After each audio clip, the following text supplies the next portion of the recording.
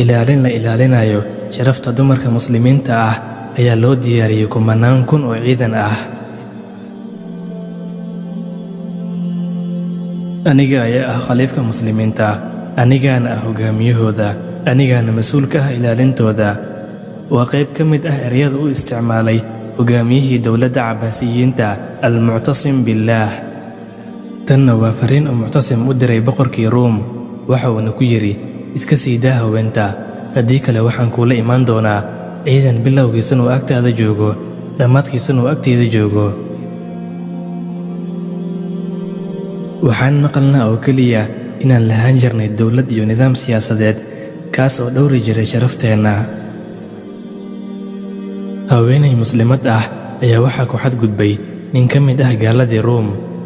markaasna haweenaydii uga qaylis iyadoo dhahayso, waa muctasimaah, alla muctasimow. meeshaasna waxaa taagnaa oo daawanaya wax meeshii ka socdo nin muslim ah.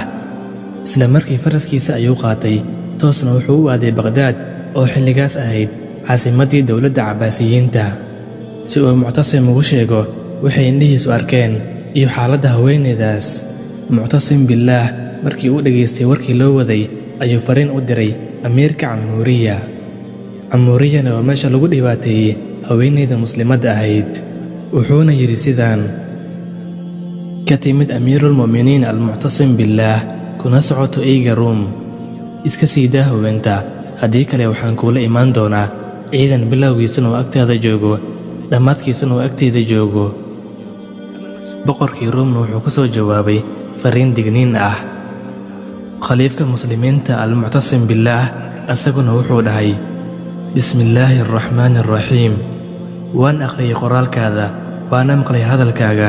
jawaabtuna waxay noqon doontaa waxaad aragto ee ma ahan waxaad maqlayso.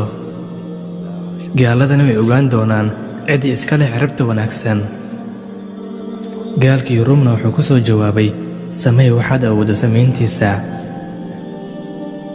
maalmo yar kadibna waxaa yimid muctasim oo hogaaminayo kumanaan libaaxyo ah, kuwaas oo u aaman dhiigga ruum, rabana inay burburiyaan cadowga islaamka, difaacaanna sharafta dumarka muslimiinta ah.